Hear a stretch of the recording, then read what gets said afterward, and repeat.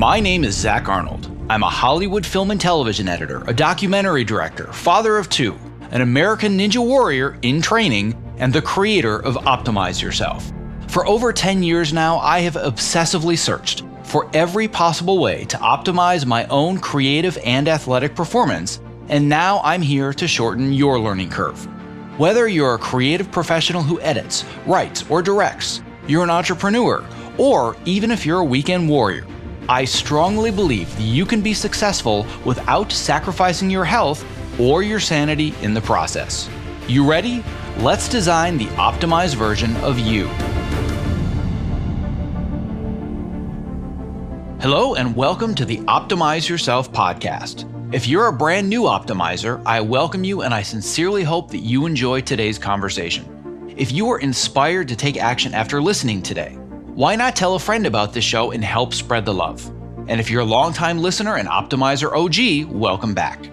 Whether you're brand new or you're a seasoned vet, if you have just 10 seconds today, it would mean the world to me if you clicked the subscribe button in your podcast app of choice. Because the more people that subscribe, the more that iTunes and the other platforms can recognize this show, and thus the more people that you and I can inspire to step outside their comfort zones to reach their greatest potential. And now on to today's show, which, to be honest, is going to be a bit of an experiment. As a longtime listener, you already know how much I love to do in-depth interviews on a variety of topics, whether that's allowing everyday people to share their personal and their inspirational journeys, or industry experts and world-renowned authors who share their expertise to help you optimize a specific area of your life. But today, what I want to do instead is give you an insider's glimpse into the world of my Optimizer coaching and mentorship program and what we call the hot seat. What you're going to hear today is a recording of an actual live session with an Optimizer student where on the hot seat, we tackle various questions, whether that's about career transitions, productivity, workflows, networking, burnout, habit formation, resumes and websites, and any other number of work-life challenges that students bring to the table as they navigate their own paths toward success. In the following hot seat session, I talked to community member Jonathan Hodges, who's a promo editor in Baltimore who's looking to make the transition to working as an assistant editor in scripted television out here in Los Angeles. He has gone through my insider's guide to writing amazing cold outreach emails, and he has received a lot of great responses from everybody that he's contacted. However, he is feeling stuck on how to continue the conversation, build a longer-term relationship, and possibly even secure a mentor. Listen in on how I coach Jonathan to effectively build a relationship and continue to add value to all of the people that he is connecting with.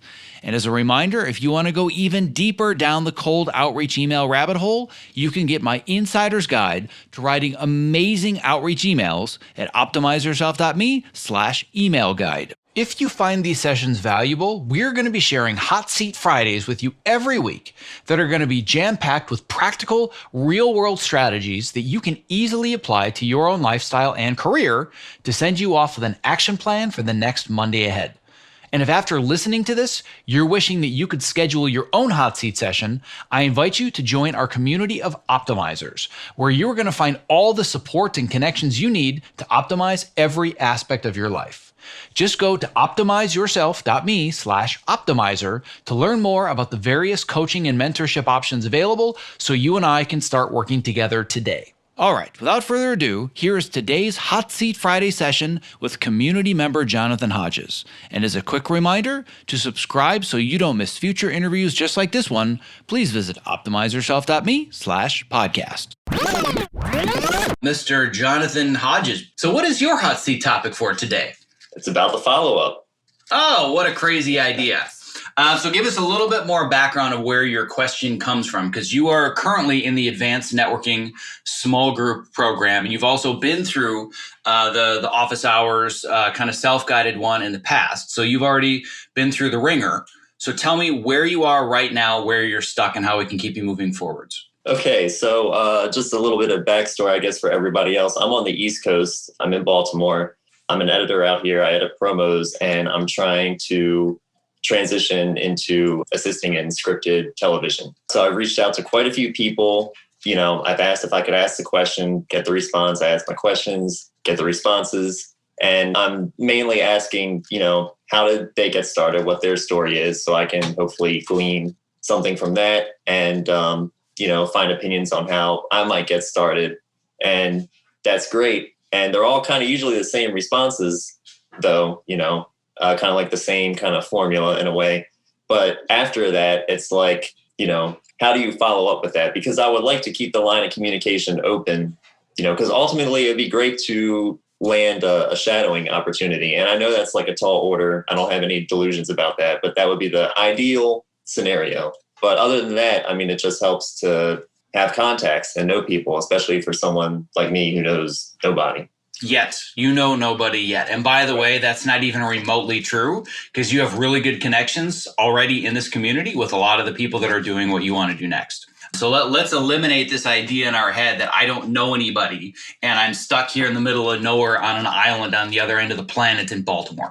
The only thing precluding you from being very well connected in this industry right now is the pandemic and the fact that you can't literally move yourself here and start shadowing with people in person. Exactly. If there was no pandemic, something tells me you would already live here and you'd already be in multiple people's offices doing shadowing opportunities, either with people you've connected with or people in this community. It's the one thing that frustrates me most about circumstances right now is I can't facilitate shadowing opportunities. I loved being able to do that before. I just can't do it now. And because of security protocols, it's very difficult to offer something like this over Zoom on most shows. I can't even use the Focus Gym because of the security protocols I'm under. I have been inundated and bombarded with memos about security and sharing and using the internet because everybody's working from home. And I'm on what some would consider a relatively high security level, high profile show. So I can't do anything internet related. So even if I wanted to, and I do want to, if somebody said I'd love to do a digital shadowing opportunity, I'd be like, there is no way.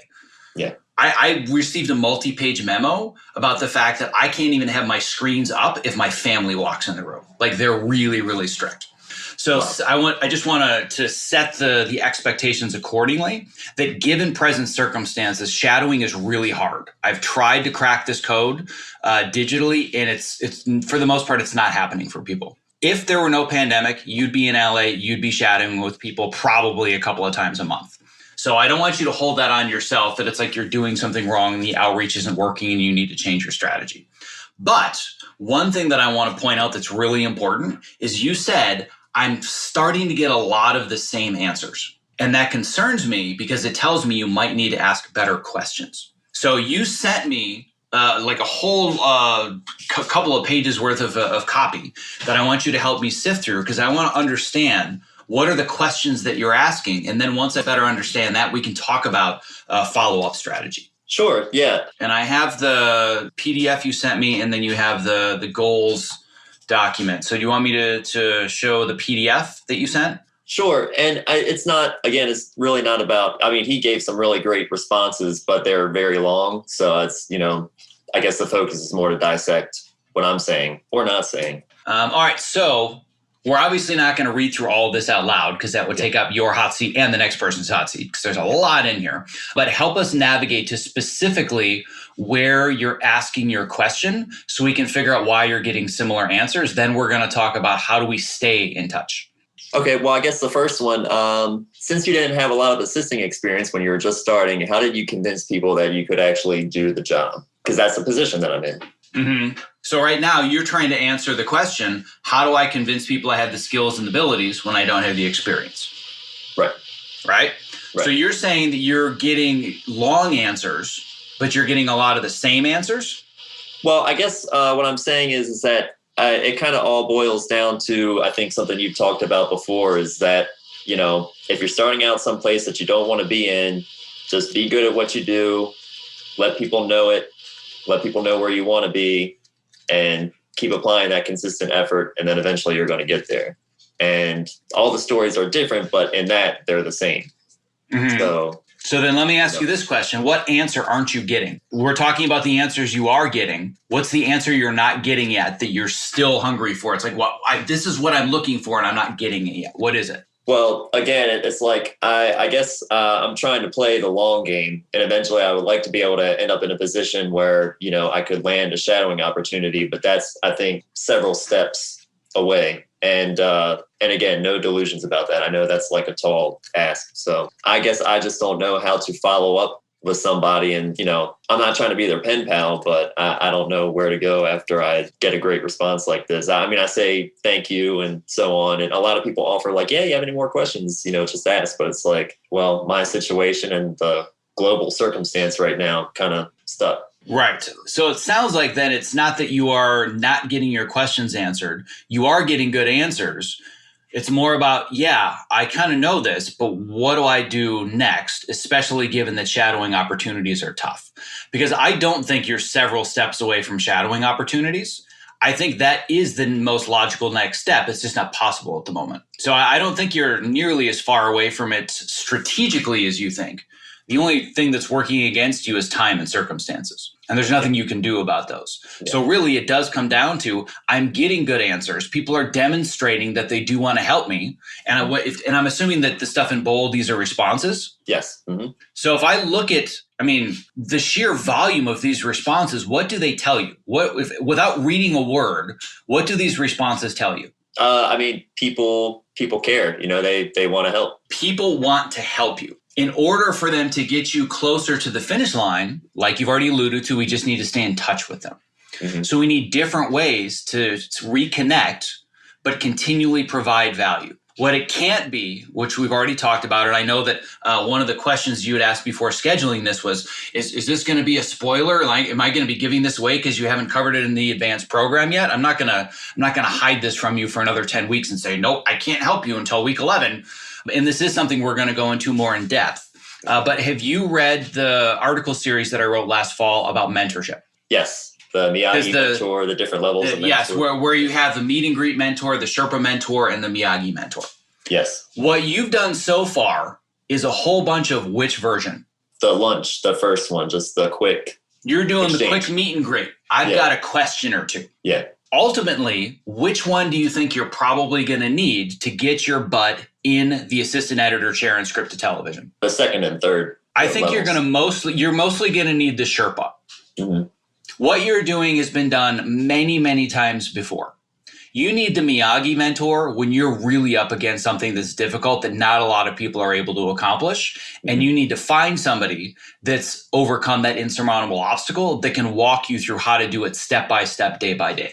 I don't think you need that. You don't need somebody that's going to work with you every hour of every day to craft all the emails and make sure that, they're standing right over your shoulder during the lunch meetings. And you don't need all that. Yeah. But I think what you might need is a Sherpa or two that can help guide you and be more connected with you on a regular basis. Mm-hmm. Because eventually the way this works for almost everyone, especially now that there's less opportunities and there's more people looking for opportunities, you already know referrals are where they're going to get you in the door.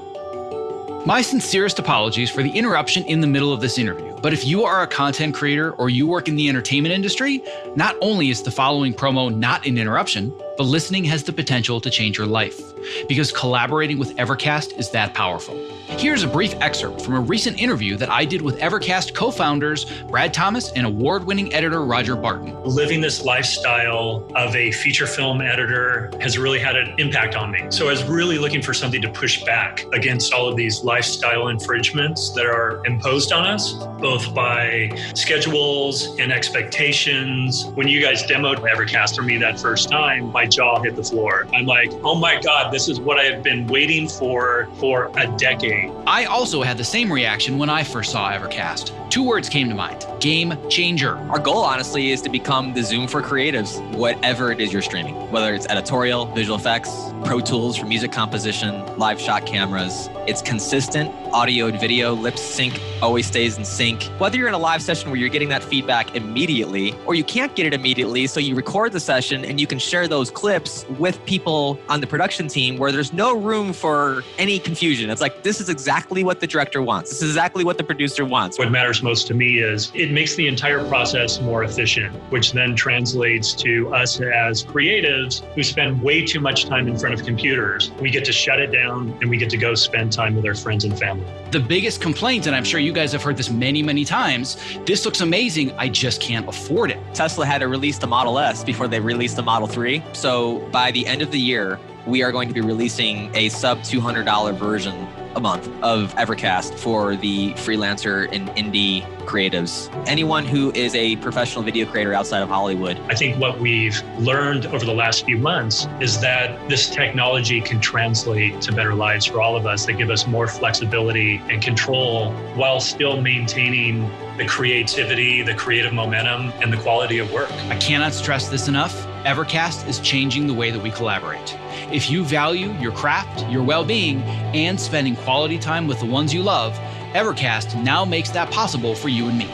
To listen to the full interview and learn about the amazing potential that Evercast has to change the way that you work and live, visit optimizeyourself.me/Evercast. Now back to today's interview. The referral is going to come from a Sherpa mentor that says, so somebody comes to them and they say, hey, we're looking for an assistant editor. They don't necessarily have to have a ton of existing experience. We just need to fill in somebody maybe for an episode. We're okay with somebody being a little bit greener, cheaper. And do you know anybody? And if they're not connecting with you on a regular basis and they sent you one really nice email that has all this text 3 months ago, they're not going to remember you. Right. But let's take the person that gave you this response. How long do you think it took somebody to draft this? I would say a while. That's easily, at best, 15 to 20 minutes of somebody's day. Yeah.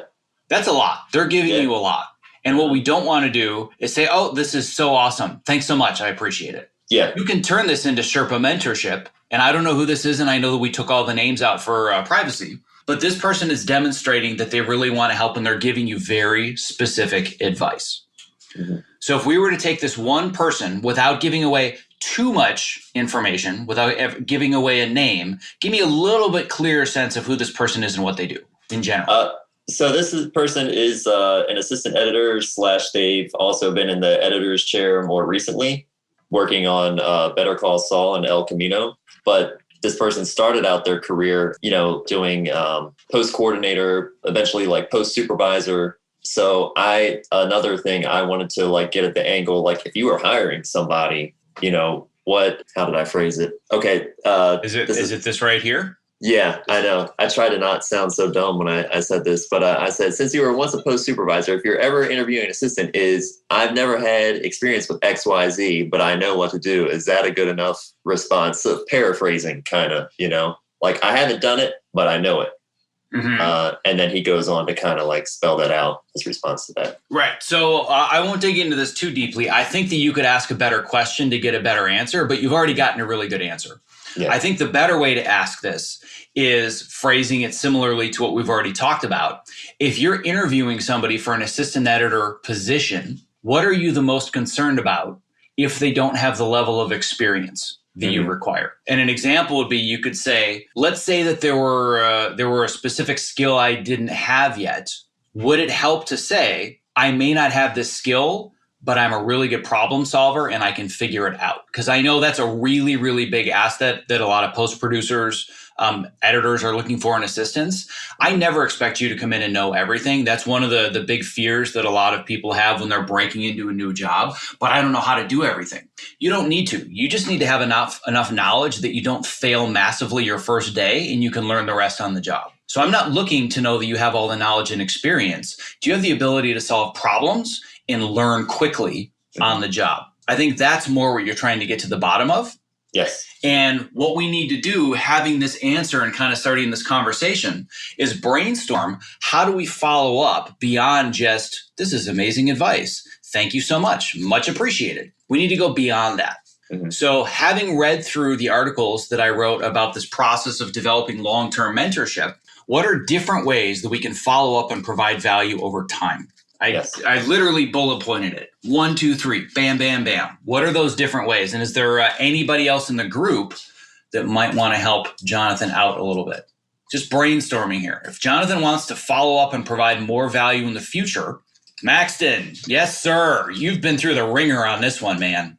Talking about how this has opened your eyes a little bit, not a little bit, a lot. Talking about how much it's opened your eyes to different paths and such. And then maybe asking for, well, I don't know, but maybe asking for a Zoom or a FaceTime meeting? So that is certainly one way to do it. And I'm going to break this down even a little bit deeper. One way that you can provide tremendous value to somebody, and this is probably my number one strategy for building relationships. They teach you something, you take their advice and you put it into action and you follow up and you give them the results. I use this all the time. That's how I've gotten pretty much all of my mentors. They say, you know what, do X, Y, and Z. And I immediately follow up and say, oh my God, X, Y, and Z, like that's amazing. You have no idea how helpful this piece of advice is for me. Would you mind, after I put this into action for a while, if I followed up maybe in a month or two to let you know how things are going?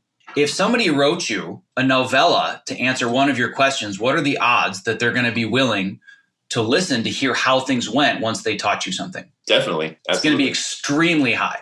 So I think the first thing that you want to do, if you're going to develop more of a Sherpa type mentorship with the right assistant editor or a young editor that recently made the transition, you need to demonstrate that you listen and you take people's advice and you get results. Because there's nothing I enjoy more. I built an entire business out of the idea of giving people advice, they take action, and they share the results with me. That's pretty much my entire business model at this point, because that provides so much more value and fulfillment to me than getting a paycheck and cutting together a TV show and seeing a bunch of articles and ads and everything saying, oh, biggest show on Netflix. Like, it's great, but that's not emotionally fulfilling to me. You send me a message in 2 weeks that says, oh my God, I just had a Zoom call with this person that I never in a million years thought I would connect with because of your advice, makes my week, my entire week. That's fulfilling to me.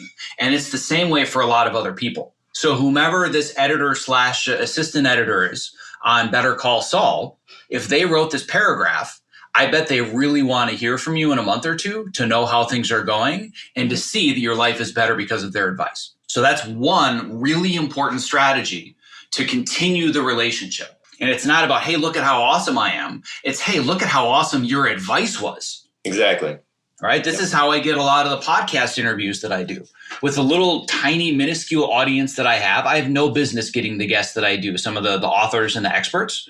But the reason is that I reach out to them. I first share how their work has impacted me personally and how I would love it to impact others. And usually the first time they politely turn me down, oh, that all sounds great, but my schedule is busy, blah, blah, blah, blah, blah. But then I reach out in a month or two. So listen, a few of my students have now been learning from your materials. Here are the results that they got. Then their interest becomes piqued. Oh, wow, this person's really serious. They're not just looking to pad their numbers with a big guest name. Maybe I should look into this, but unfortunately, I'm still busy. I just keep going. I've got like a 3-year plan to get to an author out, an author that's one of the biggest name authors in the personal development and psychology and leadership. He will be on my show. And I'm reading his newest book right now, and I already have the follow-up sequence drafted in my head.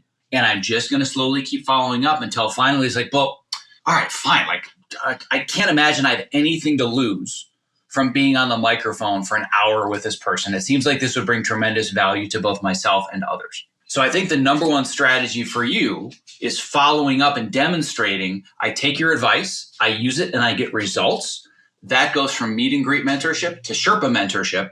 So when the time comes that person gets a referral, hey, we're looking for a young assistant to fill a gap. Oh, dude, Jonathan, kicking ass. He's a little green, may not have all the experience yet, but I feel it in my gut. You put that guy in the chair, he has the ability to figure things out, great problem solver, and he listens and he takes advice. That's how this is going to ultimately happen for you. Yeah, I agree. So can you devise a strategy with the people you've connected with so far to follow up and demonstrate to them I'm listening and I'm moving forwards largely because of what you've shared with me? I will find a way. And if you can't, then we'll dig into that a little bit deeper as we go along in the advanced program. Awesome. Thank you, Zach. So I would also go back to that article series because there are other options that are a little bit lower hanging fruit. There are other ways that you can reconnect and stay in contact on a periodic basis. So you don't feel like, well, I asked a question or two, got a good answer. Thanks, later. Yeah. Some people, that's how the interaction is going to work, and that's fine. Yeah. But I think that you're going to need more from at least a couple of people, and anybody that's willing to put this much time into a response. This is a dead ringer for somebody that, if done right, can be a Sherpa that can open a door for you, whether it's in a week or a year. I never guarantee timelines, but you use this strategy and a door is going to open. Awesome. And another thing, that response down there, the thanks again for offering to answer my question, that's from an old email. If you scroll down, actually, my final response is there. And just the funny thing about this that I have in common with this person is that he said, he spent like 8 years working at a job that he didn't really like and then decided to make a change. He says, not everybody wants to do that. And I pretty much responded like, well, 7 years, same thing. I have that in common with this person. Yep. And I think that that's really important. I'm going to point this out for everybody on the call that's not in the advanced program. You're going to hear me talk about this more. What you're doing is you're emphasizing something that I call the empathy factor. Mm-hmm. When you reach out to people and you do your research beforehand, you want to find those that understand where you are now, that were there not so long ago. Right. And you've done that. So that's somebody that's like, oh my God, I totally know how Jonathan feels right now. Yeah. It sucks. I only wish that I had me to help me through it. Therefore, they're even more compelled to help you through it. Yeah. So yeah, I think that that's a great strategy. Awesome. Cool. All right. You feel clear in your next steps? I do. Awesome. Before closing up today's show, I would love to ask for just a couple additional minutes of your time and attention to introduce you to one of my new favorite products created by my good friend Kit Perkins, who you may recognize as creator of the Topomat. Here is a brief excerpt from a recent interview that I did with Ergo-Driven co-founder and CEO Kit Perkins, talking about his latest product, New Standard Whole Protein. I'm into health and fitness generally, but I want it to be simple and straightforward. About a year and a half ago, I started adding collagen into my protein shakes. And man, the benefits were like more dramatic than any supplement I've ever seen. So I thought, if I could just get this down to coming out of one jar and it's ingredients that I know I can trust, and you just put it in water and you don't have to think about it. When people think of protein powders, they think, well, I don't want to get big and bulky. And that's not what this is about. To me, this is about repair. So a big part of what we're talking about here is you are what you eat. Your body's constantly repairing and rebuilding, and the only stuff it can use to repair and rebuild is what you've been eating. Unfortunately, as the years have gone by, every day getting out of bed, it's like, 2 or 3 creaks and pops in the first couple steps, and that I thought you just sort of lived with now. But yeah, once starting the collagen daily or near daily, it's just gone. So for us, job 1A here was make sure it's high quality, and that's grass-fed, 100% pasture-raised cows. And then the second thing, if you're actually going to do it every day, it needs to be simple, it needs to taste good. Well, my goal is that for anybody that is a creative professional like myself that's stuck in front of a computer, number one, they're doing it standing on a Topomat. Number two, they've got a glass of New Standard protein next to them so they can just fuel their body, fuel their brain. So you and I, my friend, one edit station at a time are going to change the world. And even better for your listeners, with code OPTIMIZE on either a one-time purchase or that first subscribe and save order, 50% off. So if you do that subscribe and save, that's 20% off and 50% off. With code OPTIMIZE, that's a fantastic deal. If you're looking for a simple and affordable way to stay energetic, focused, and alleviate the chronic aches and pains that come from living at your computer, I recommend New Standard Whole Protein because it's sourced from high-quality ingredients that I trust, and it tastes great. To place your first order, visit optimizeyourself.me/newstandard and use the code OPTIMIZE for 50% off your first order. Thank you for listening to today's episode of Hot Seat Fridays. If you find this new format valuable, please reach out and let us know. Just go to optimizeyourself.me/contact to leave your honest feedback. And if after listening, you are wishing that you could schedule your own hot seat session, I invite you to join our community of optimizers, where you are going to find all of the support and connections you need to optimize every aspect of your life. Just go to optimizeyourself.me/optimizer to learn more about the various coaching and mentorship options available so you and I can start working together. And as a quick reminder to subscribe so you don't miss future interviews just like this one, please visit optimizeyourself.me/podcast. And a special thanks to our sponsors Evercast and Ergo-Driven for making today's interview possible.